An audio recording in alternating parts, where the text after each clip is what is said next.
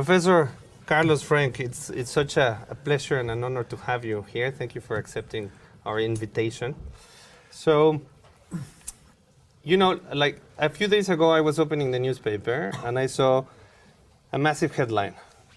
Most massive super neutron star detected, no?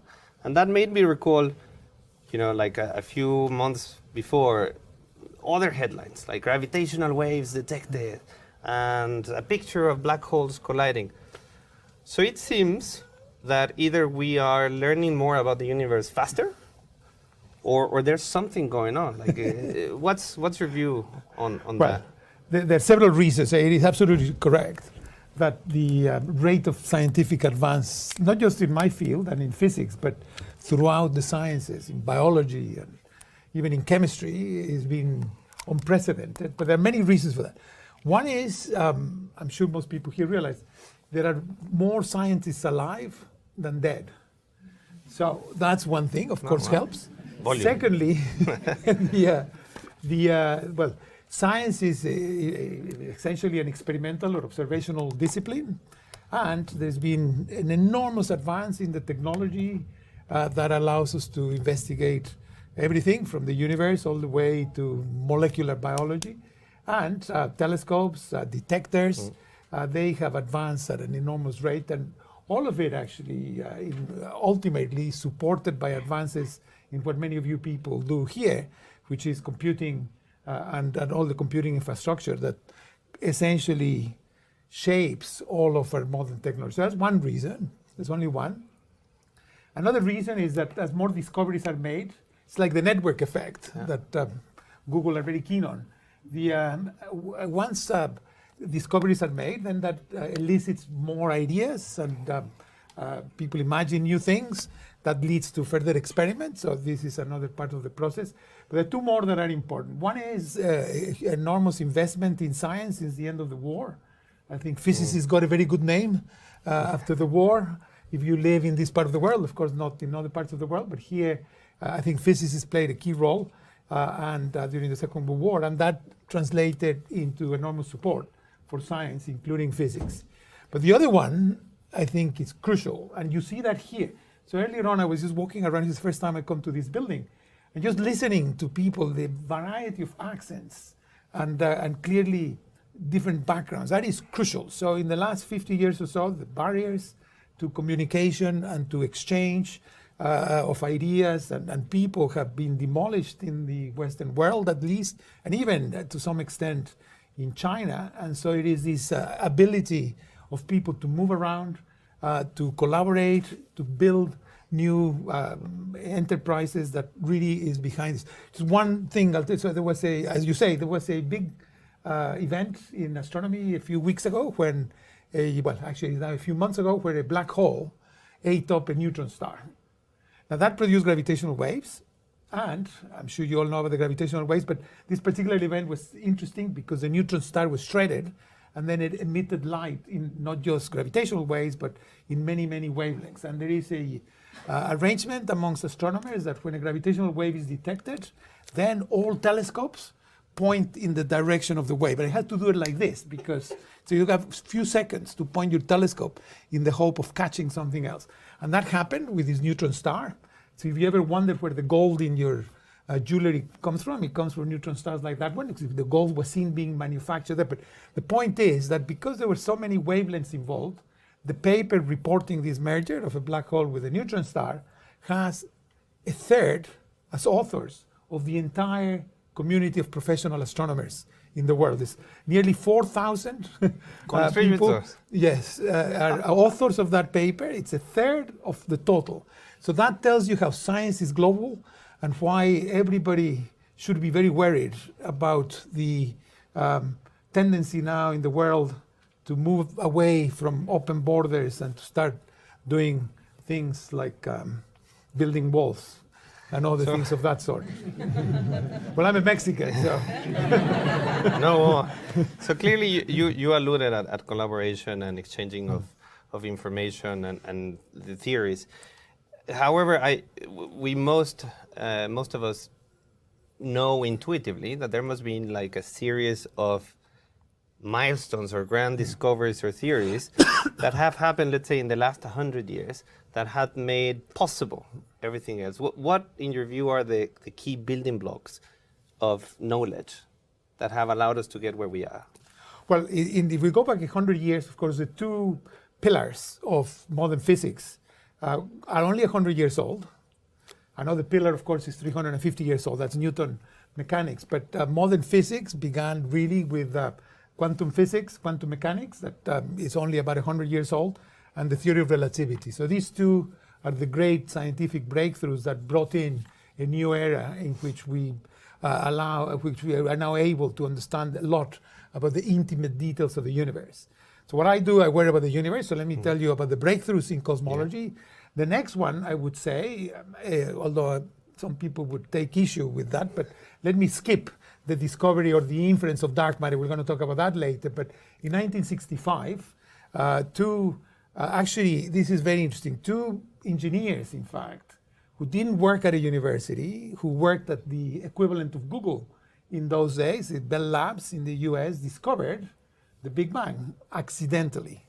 So they didn't set out, they didn't know the Big Bang had happened, and they discovered radiation in the form of microwaves that was coming from everywhere in the universe. They were very annoyed because they were trying to build a telescope to do radio observations of the sun. And they couldn't calibrate the telescope because they pointed away from the sun, and there was this signal. They pointed everywhere they pointed it, and what they had discovered unwittingly was the Big Bang. And in particular, they discovered the heat left over from the Big Bang. So our universe began in a very hot and dense state, and it's been cooling ever since. And because it's rather old, about 13.7 billion years old, the radiation has cooled to wavelengths that can be measured in microwaves. And so Penzias and Wilson, who of course got the Nobel Prize for this, had the first evidence that our universe began with the Big Bang. So that was a milestone. And then the milestones, as you say, have been coming thick and fast. The next, I would say, big breakthrough was when a NASA satellite called COBE was not only able to measure the properties of this radiation in great detail, but discovered that the temperature of this heat was not the same in every place. So there were small parts of this radiation that were slightly hotter than others. And that doesn't sound like much. You know, you see the window there, you say, well, there are lots of drops. What does that tell me? Well, this pattern of hot and cold spots told us how the universe began. And we can elaborate upon this later, but that is the blueprint for how the universe was created. And we could see in this pattern physics that happened when the universe was a tiny fraction of a second old, 10 to the minus 35 seconds old, which is when the origin of these hot and cold spots were established. And as we will probably talk about later, that's where you all come from, by the way, this little pattern of hot and cold spots. So that, again, won the Nobel Prize to an old friend of mine from Berkeley, George Smoot. That was another big breakthrough. What they discovered was the universe, our universe, we've known it's been expanding since Hubble, but not only is our universe expanding, but the expansion is getting faster and faster and faster. So the universe is accelerating. Now, so what's the big deal? Well, the big deal is that until then, we thought that all the universe contained was matter. And as Americans say, gravity sucks, meaning gravity pulls things back. So if all the universe contained was matter, then the expansion should be slowing down because the matter would pull it back. But the discovery was the opposite. The universe is expanding faster and faster. And that is caused by something that we know so little about that we've given it a mysterious name, dark energy. So if you want to get a grant, talk about dark energy and you're already got a good start. So we don't know what it is that is causing our universe to accelerate. We think, and after I finish this sentence, you will know as much as the experts in the field. We think it's something to do with empty space because most of the universe is empty. So, I mean, when we look at, there's lots of stars, and if you've ever been to Mexico, which I recommend you go to the south, you see the Milky Way, the sky is full of stars. Actually, the universe is mostly empty. It's mostly empty space. And there's something about this emptiness of space that is pushing galaxies, making them move farther and farther apart. So that's called dark energy. And that was, I would say, the last of the three major advances that have allowed us to reconstruct, using computers, the whole evolution of the universe. So that is not a discovery as such, but the ability to deploy high-performance computing in real anger, which is what we do, to try to piece together all these bits of information. That is also a key in the way in which we have advanced in our knowledge of our universe. You're being a little bit humble, Professor Frenk, in the sense that in the milestones, you alluded to cold dark matter and you skipped it, but a lot of people would agree that actually your theory is one of the milestones that have allowed us to get where we are. Why don't we talk about it? But first, if you could level the playing field, level the knowledge, and please tell us, as you will tell your grandson, well, at least that would help me. Dark matter, like, what is it? Why cold dark matter? It implies that there's some other flavors of it. And why is it so important? Right. Yeah, no, I wasn't trying to be humble, but by the way, my grandson is only 2.5, so he likes. Okay, well, 5. He likes to talk about other things, but anyway, so like what he's going to have for lunch and that kind of thing. But so one very interesting thing, when this pattern of hot and cold spots was discovered, I hinted that it told us a lot. Well, amongst the things it told us, and this is, I think, a real breakthrough, is what our universe is made of. Now, we've known actually since a Swiss, very grumpy astronomer called Fritz Zwicky in the 1930s, that there is something in the universe that doesn't kind of add up, which he called dark matter. I'll tell you more about it in a minute. But dark matter has been there, but these hot and cold spots of the, let me give it its technical name, it's the microwave background, or the cosmic microwave background. This pattern of hot and cold spots allows us to decode what the universe is made of. And now we know exactly that our universe is very bizarre, and it exactly has about 25% of what the universe contains in energy, if you like. For those of you who are physicists or engineers, about 25% is this dark matter that Zwicky knew about. About 5% is what we are made of. The ordinary atoms of the periodic table, hydrogen, helium, carbon, oxygen, gold, and so on, that only makes up 5% of what the universe contains. 25% dark matter, 5% ordinary matter, as we call it, and the rest is this dark energy, this 70%, this mysterious dark energy that's pushing the universe around. Now, so the dark matter had been known since, I say, the 1930s, but it was only when cosmologists began to try to make sense of a variety of observations that it fell into place. So in the 1980s, when I was a young postdoc in Berkeley, I remember that was so much fun. Even the police had long hair. That was before. Anyway, so there came a really, really heretical idea, which it didn't make any sense at first, and now is the pillar of the cold dark matter theory.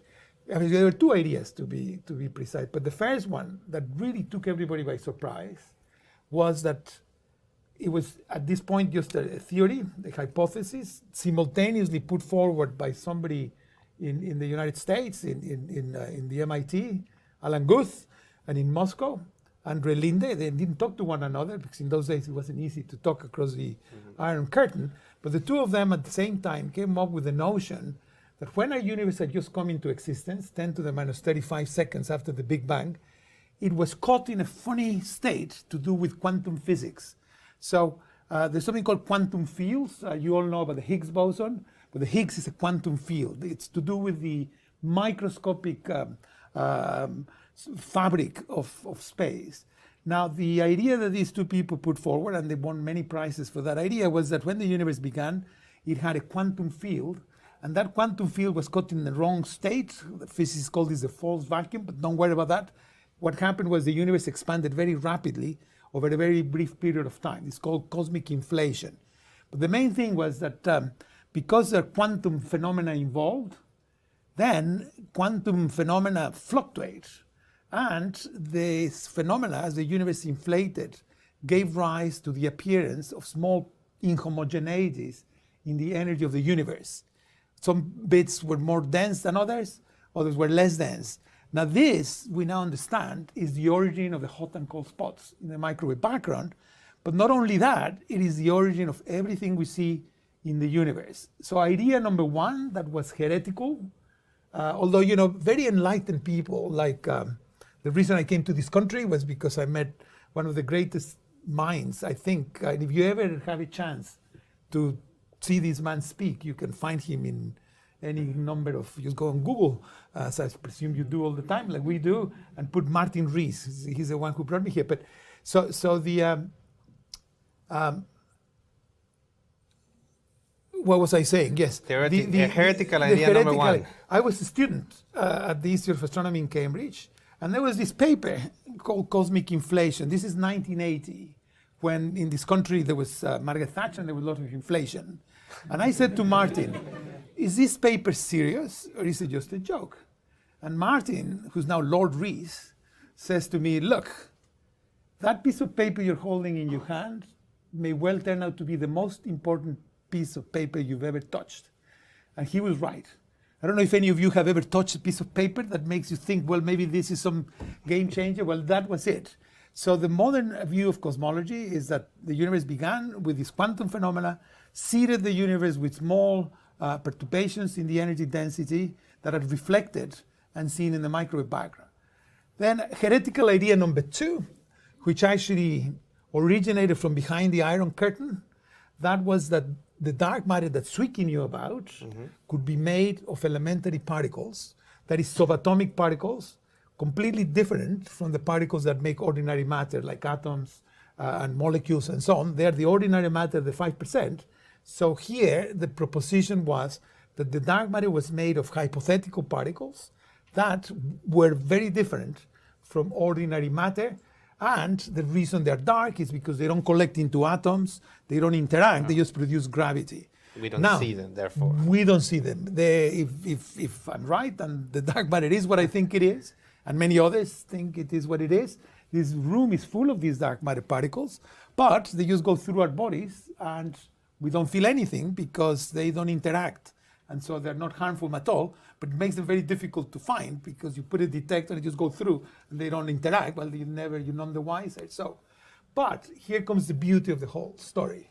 The idea was that the dark matter, in the form of these hypothetical elementary particles, would cause those small ripples from inflation to be amplified in the following way. So if because of this quantum phenomena, this patch of universe turned out to be denser than average, well, initially it was expanding, but because it had more matter than the surroundings, then eventually it would stop expanding and collapse and produce an object that would later turn into a galaxy. So this was the key idea.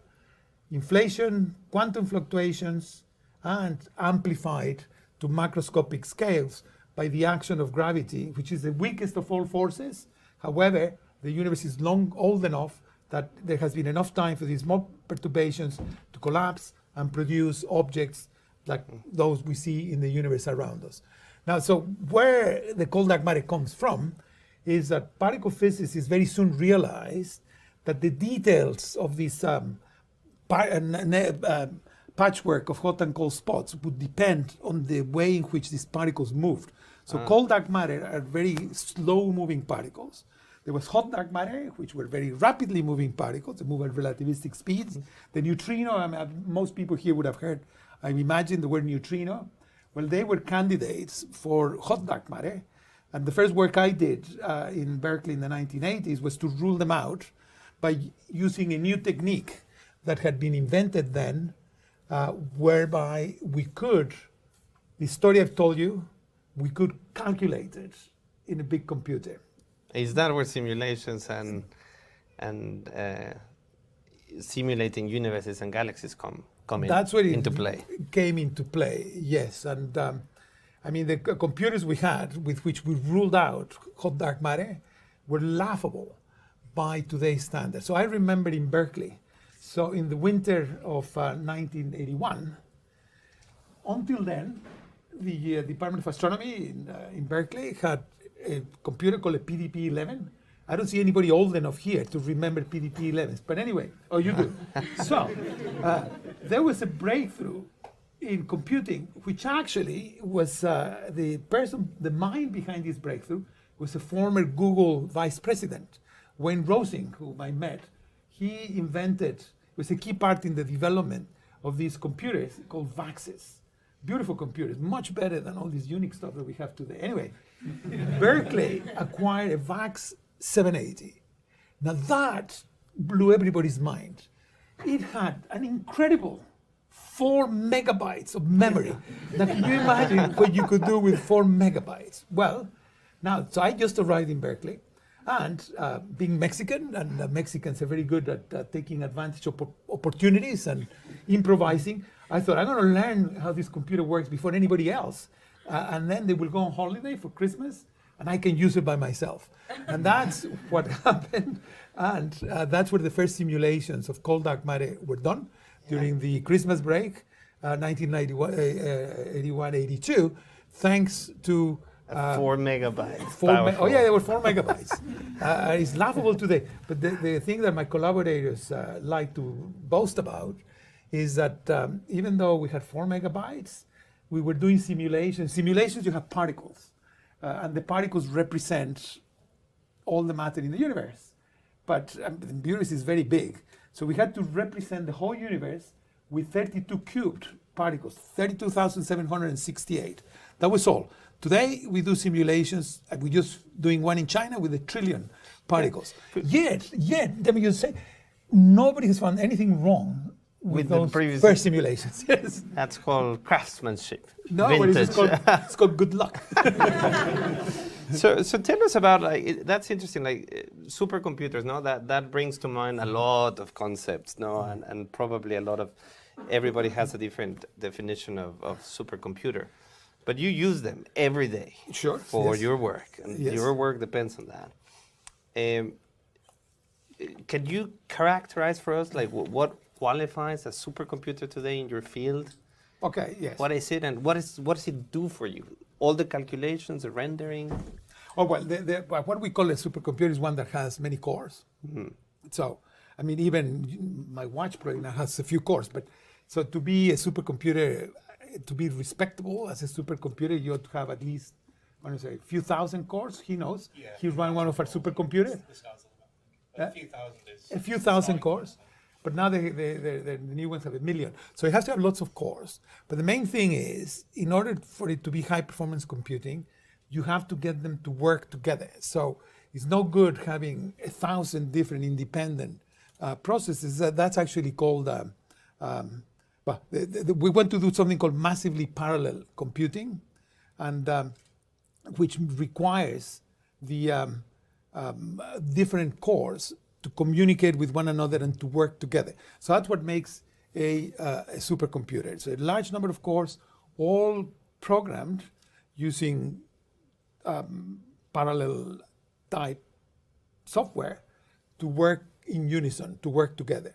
And nowadays, if you want to get time in a big supercomputer, you have to show what we call scaling, that as the problem gets bigger and you want more cores, then your code runs faster than it would otherwise. So that's supercomputers being crucial. Cool. And we've been, I think, in cosmology, we were some of the people who got lucky that we began using supercomputing in a very, very extensive way. But supercomputing now pervades all of science, really, not just my science, but other disciplines too. Could you give us a sense of, like, let's say, any given simulation that you do? Does it take days? Does it take months? How does it work? Like, once you press go, what happens? You go on holiday and you wish that you hope that when you come back it's not. Now, well, So there are many simulations. There are many types of simulations. So they're the big ones where we really try to understand the universe on large scales. And then there's smaller ones where we want to understand, for example, we know the Milky Way is part of a group of galaxies called the Local Group. And if we want to understand the details of our own environment, then you do a different kind of simulation. If you're interested in the dark matter, you do easy simulations where only gravity plays a role. If you want to understand where the stars come from, and I'm sure one day we'll ask the questions where people come from, but at the moment we stop at stars and planets. Then you do a different kind of simulation. Now the big ones could take months.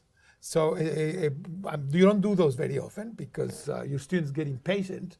But typically you could wait 3, 4, 5, 6 months for the simulation to finish. And is that continuously running? All the time. Just keep the machine busy. And yeah, I mean, my colleagues and I are among the most unpopular people in the computing world because we kick everybody else out of the computers and we just use them. And we say, look, we're trying to simulate the universe. For goodness sake, give us a break. I have my thesis to finish by next Thursday. So we're not very popular, but that's what you need. You need to be able to do that. And you have here in the audience probably, and in this building, as I was telling you before, a lot of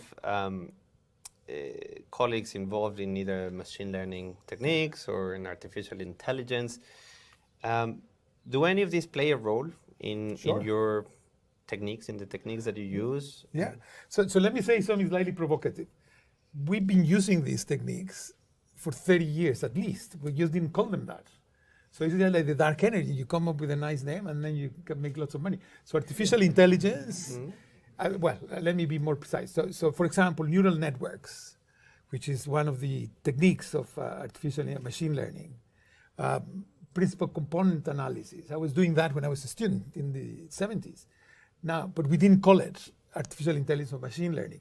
Now, of course, that was laughable. That was like my 4 megabytes compared to what artificial intelligence machine learning can do today. And that's because the amount of data around that you all know all about is just mushroomed as has the computing power.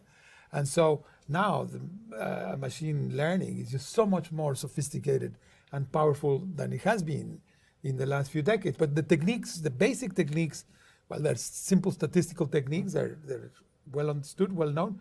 But of course now we use machine learning all the time. And because like in many other parts of human activity, astronomers now generate enormous amounts of data. And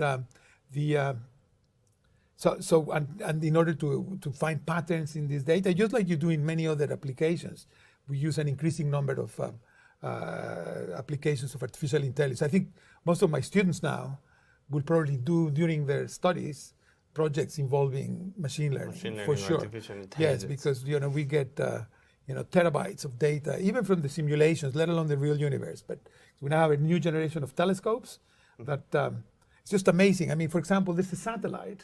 People know this, called Gaia, out there, launched by the European Space Agency, that is just interested in our own galaxy. Is not interested in the universe as a whole, just our own galaxy, but is going to make measurements for 3 billion stars, which is about 1.5 billion stars, which is about 3 billion stars, which is about 10% of all the stars in the Milky Way will have been observed by the Gaia satellite and have properties measured.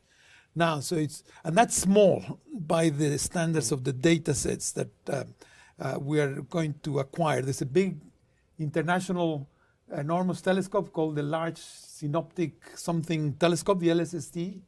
That is going to generate in one day as much data as the Large Hadron Collider generated, I think, in a month or something like that. So, of course, without machine learning, you don't advance. We use that all the time. And so I encourage people here who do machine learning, come up with more stuff.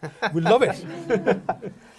So now, Professor Frenk, if you had like your magic wand, your 3 wishes, like what 3 mysteries out there in the universe would you like to, either for you to solve or for science to solve in your lifetime? I hadn't anticipated this question. It reminds me once I was doing a program on cosmology for the BBC. Yeah. And we were filming in Durham. Durham is hilly. And I used to smoke in those days. I'm glad I gave up. But they wanted me to go up and down this hill. After twice, I could hardly breathe. Anyway, so I was walking backwards of the hill. And then the producer says to me, last question. If God came down and you could ask him one question, what would it be?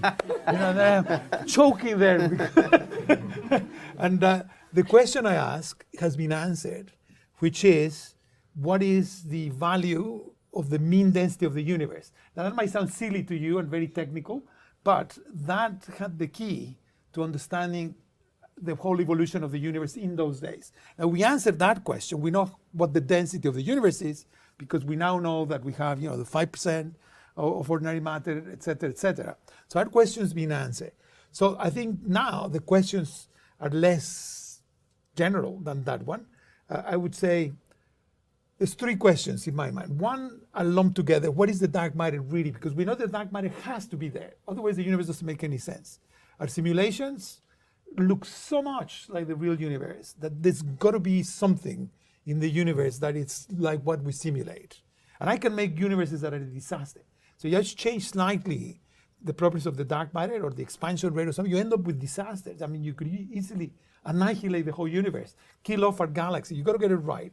So I think that but the reality is the dark matter is a hypothetical concept. Nobody has yet come along to a press conference saying, here, I got you an elementary particle that is a dark matter. So that's mystery number one. What is the dark matter? I'll put together with it what is the dark energy, although they're very different things. So I think my generation should, I hope, discover the dark matter. And I say, well, in the next, say, 5 years or so, but I've been saying that for the last 25, but ignore that. So I think the dark matter is a soluble problem. The dark energy, I don't know where that's going to, the solution to that going to come from, because no theory of physics, so just backtrack a second. The current idea is that the dark energy is something that Einstein introduced in his equations called the cosmological constant, which he introduced for the wrong reasons, and then he took out and said, this is the worst thing I've ever done, is like talk about fudge. this. Yeah? Like he was fudging this. Well, I mean, the story is that, so when Einstein, this is a beautiful story, when Einstein wrote down the theory of general relativity in the 1920s, a priest actually, Georges Lemaitre in Belgium, and a Russian mathematician, the priest was called Georges Lemaitre, and the Russian mathematician Alexander Friedman, they solved the equation that Einstein hadn't solved, and they wrote back to Einstein saying, Mr. Einstein, sorry, you're wrong, because your theory predicts that the universe should be expanding. And as far as we can tell, it's not expanding. The expansion of the universe was only discovered in 1926 or 27 by Edwin Hubble, and this is before that. So Einstein said, oh my God, my theory predicts an expanding universe. We don't see the universe expanding. Let me stop the expansion by adding this constant, which you are allowed in physics to add constants because it's the way physics works. You can add energies here and there, and you still get paid at the end of the month. So Einstein added this constant. And then he went, met Hubble. Hubble said, look, the universe is expanding, Mr. Einstein. And Einstein said, oh my God, took out the cosmological constant and said, this is the biggest blunder in my life. Now, what can cause this accelerated expansion is Einstein's constant, but with a different sign. So Einstein introduced it to stop the universe expanding. Now we want it to expand faster and faster, have the same constant, change the sign. But that is not really science. I mean, it's not. So the dark energy is a fundamental problem. It tells us about something very deep about our universe. I don't think I'm going to solve the problem. I don't think my students are going to solve it. Who knows who's the solution? So that's question one. Sorry, I'm taking a bit long. Question two is, are we alone? Is there life elsewhere? And to me, that's a profound question as you can ask. I feel, this is my own personal opinion, there's no evidence. I'm just about to give you an unscientific statement, not backed by any evidence at all. But to me, it seems quite likely that the universe must have lots of life, but primitive life, bacterial life. About 90% of the biomass on Earth, which is the only place where we know about life, is bacteria. So that seems to me fairly reasonable that the universe has bacteria. We see in telescopes the building blocks of DNA. They're all over the place. So I don't think that's so hard. But the key question there is there intelligent life somewhere else? And that I've no clue whether the answer is yes or no. But I do know one thing. We have the technology in place, and this will be the next big thing after the gravitational waves. The dark matter, the next big thing is going to be you wake up in the morning with a big headline, evidence of life has been discovered in a nearby planet. I think that's the next big thing coming, and the technology is there. So it's actually quite straightforward. It's a matter of time and effort and luck. Luck, of course, but the technology exists. It's just telescopes that measure the atmosphere. And then the third question, that again, I don't know who's going to answer that, and that is, we know our universe began with the Big Bang. We have lots of empirical evidence for that. So that's not an issue.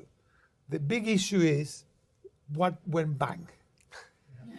And that, I think, to me, is a fundamental question, and I have no clue how we're going to answer that question. Thank you. Professor Frenk, before we hand over to our audience, which I hope that there are some questions floating around, for those that perhaps know about your work but know less about you as a person, you were alluding before to something very interesting, which is, multicultural backgrounds and how that has played an effect, a positive effect. You were born in Mexico and you studied in Mexico, then came to the UK in the 70s. What do you think, if at all, that from that background, that upbringing, that cultural packaging has influenced you the most in your work? Well, I think one thing I learned growing up in Mexico, I already made mention of this. So Mexico, of course, is not, and it wasn't even more so then, a rich country, full of resources, and you have to do what you want to do with limited resources. So the Mexicans are the masters of improvisation. I remember, every time my car broke down, I was so amazed how the mechanics would bring one bit from here, a wire from there, borrow a string from there, a piece, and get my car going again.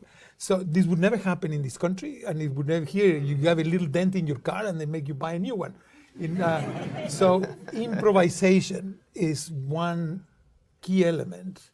Flexibility, imagination. So the Mexican culture is hugely imaginative. We see that in so many ordinary walks of life, from the architecture that is wonderful. So if any of you ever go to Mexico, don't miss the university. It's called University City. It has some of the most magnificent buildings that you can imagine. And studying there, of course, you absorb this, but it's creative. The Mexican literature is just full of genius. I mean, the most surprising, unexpected things happen in Mexican literature.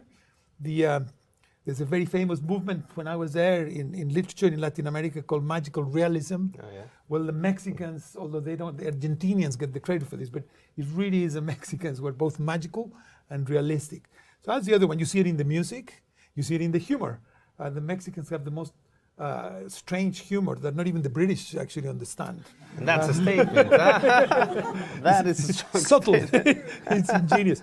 So that's one thing I learned. The other thing I must say, I went from Mexico to Cambridge, and the standards of my lecturers in Mexico were so much higher than the Cambridge lecturers. Oh, controversial. I remember thinking, I go all the way here to the rain and the cold, and I get these lectures were not half as good as the ones I had in Mexico.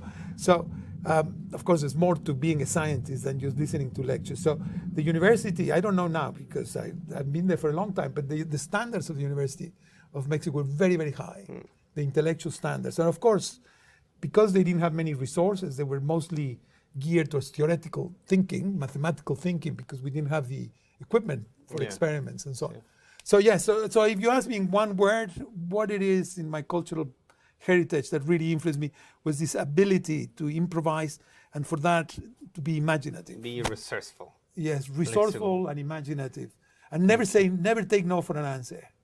Determination. Some Determination. will call it stubbornness, but determination. I'll get your car on the road again. So I would like to hand over to our audience. Thank you very much. That's a beautiful conversation, and it's lovely to hear more about the mysteries of the universe. It strikes me there are so many things that are so beautifully woven together in the universe that that just seems like it's unlikely that it was just an accident. What do you ascribe to the beautiful balance that seems to be holding the universe together and where we are today? What's behind that? Well, thank you for that question. So I'm sorry to disappoint you. I don't have the answer, but I think your question is very profound. And let me tell you what, to me, is the biggest mystery. I mean, I've been dealing with the universe all my life. To me, the most mysterious aspect of the universe is this, that it conforms to what we call the laws of physics.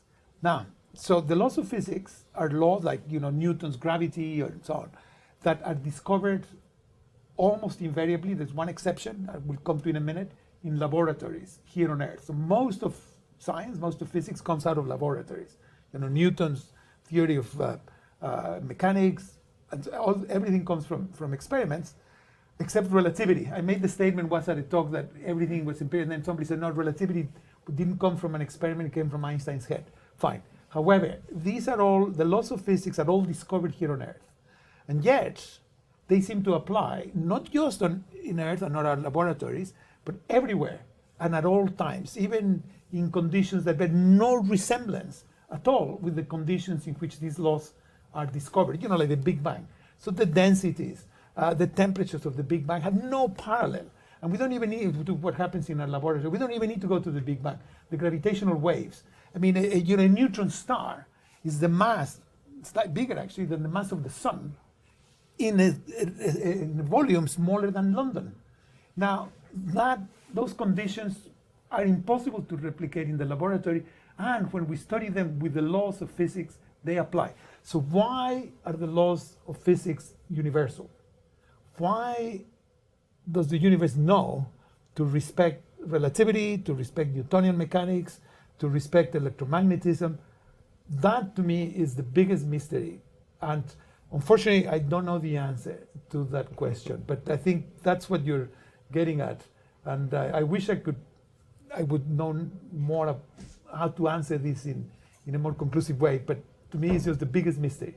In fact, sometimes keeps me awake at night thinking, well, why is the universe? I mean, of course, if it wasn't like that, we probably wouldn't be here. If the universe was chaotic and there were no rules, well, you couldn't play the game if there aren't any rules. So some people might say, well, it's just an anthropic thing, that the reason we're here is because these laws are universal. But that I don't find a satisfying explanation. Yes, no, thank you for your question. So you mentioned that one of the questions you'd like to get answered is about the other forms of life, especially the forms of intelligent life out there in the universe. So my question is around, I don't think we have, as a humankind, right?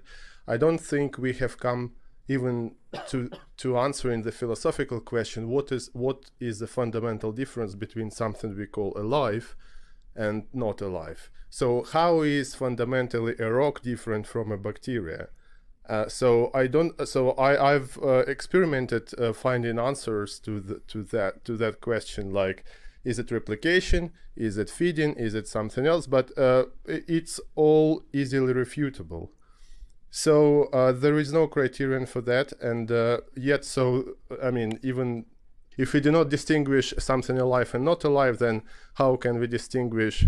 The other question is intelligent life from not intelligent life. Great question. So thank you again. These are things that preoccupy me a lot. Now, so I should have qualified when I said what I said, that I was talking about life as we know it, not life as we don't know it. Now, there could well be lots of life as we don't know it. In fact, it may well be that the future of our species, maybe there is a post-human fate for our descendants, where you can hardly tell the difference between what we call humans and computers. I mean, if you extrapolate the incredible advances in computing, you could easily imagine, and the way in which computers are increasingly becoming part of our mind, we extend our mind. So one of the many things are bad when you grow old. One of them is you forget names. I don't care anymore. Or I get lost. I don't care. I get my phone and Google tells me. So Google is an extension of my mind. Now, the moment it's in my pocket, well, in the not too distant future, it may be inside my cranial cavity for all I know. So it may well be that our descendants will be more like computers than humans. Would we still call that life? Well, that is a question of definition.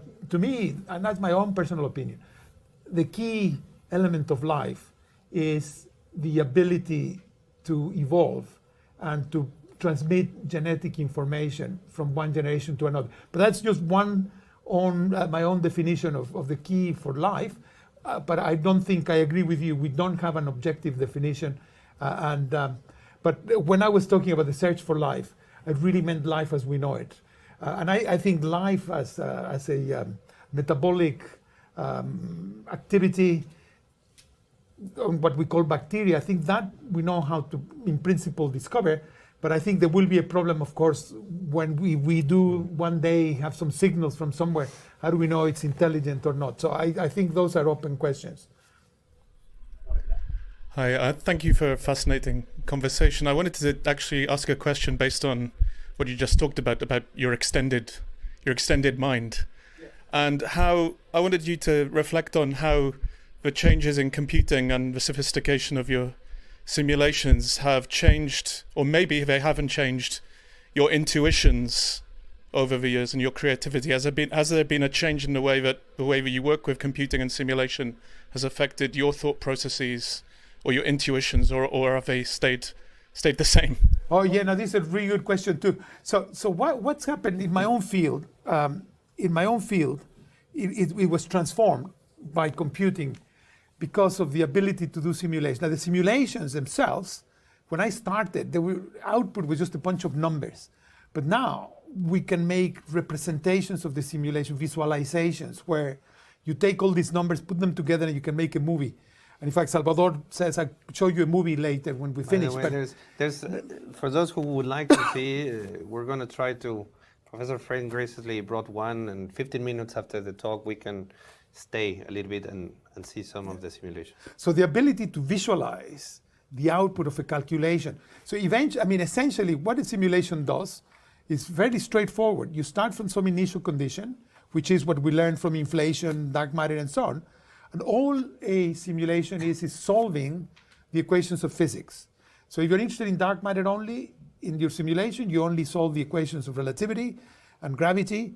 If you want to be able to simulate other things like stars and planets and so, then you need to put in more complicated physics, but the equations that regulate those physics are understood, and all the computer does is solve the equations. Now, however, so which is what physicists do, but there's an enormous difference between solving an equation with pen and paper and solving it in a computer, especially these complex processes that you can then visualize. So have 40 years or so of working on simulations changed the way I approach science? Absolutely, completely. My imagination's been stimulated constantly by seeing images of primitive galaxies, seeing, the universe actually, sadly, I'm sorry to tell you, it's a violent place. There's all sorts of nasty things go on out there. In particular, galaxies collide. And when they collide, all sorts of nasty things happen. And to be able to see collisions, for example, I'm very interested in what's going to happen to our own Milky Way. It is on a collision course with our neighbor called the Andromeda Galaxy. But before that, we're going to get hit by another galaxy, which I first saw in Mexico, in fact, in hiking in the south of Mexico. It's called the Large Magellanic Cloud. You only see it from the south or from the tropics. Anyway, that is going to collide with the center of our Milky Way. And so visualizing all these things has enriched my life as a scientist enormously. But of course, I'm very privileged in my subject where we can do this. I always feel so sorry for particle physicists who, well, what can they do? You see these things colliding and making a little splash. Well, that's nothing compared to the movies that we make for a living. You're Hollywood compared to... Well, absolutely. Any other questions? So if I may repeat for the video, the question was, In order to search for the existence of life, should we focus in our solar system, in our galaxy? Should we venture further afield? And what would be your approach to go about it? Well, I look everywhere. You know, if you lose your keys, you look wherever you can.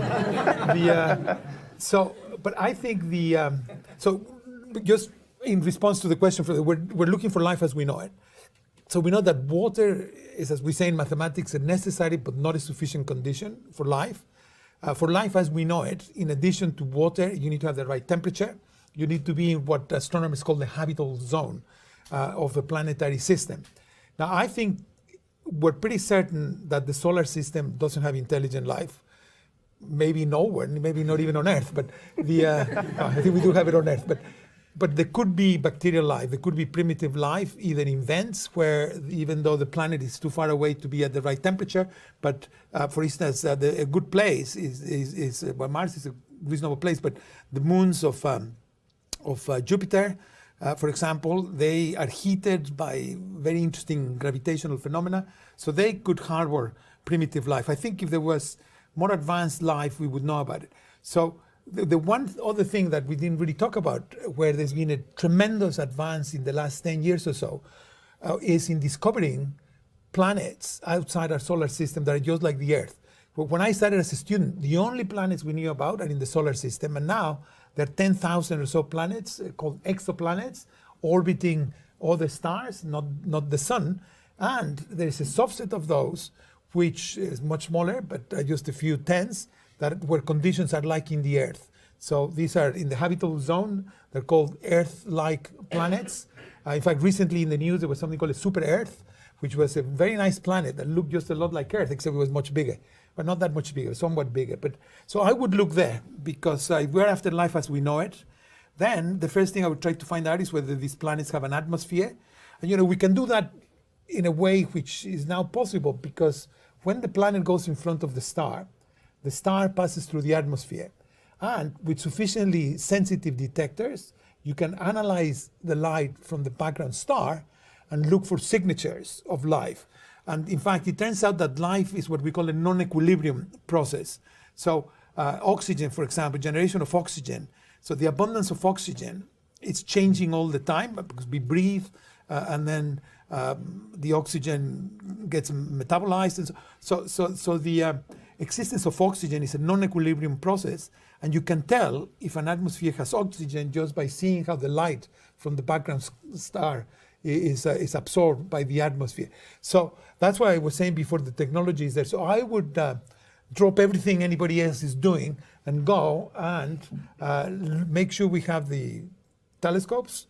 You probably have to do this from space, and the detectors to be able to analyze the light as it goes through the putative atmosphere of an exoplanet. So I would put a lot of effort there, but I would still continue looking in our own backyard, because I think even if we don't find, as I don't think we will, intelligent life in the stars, just finding any evidence of life outside the Earth would be such a transformation to everything. Just like the way in the Renaissance, where the realization that the Earth goes around the sun changed all of society. It changed the way people did art. It changed the way people looked at themselves. It changed the philosophy of the time.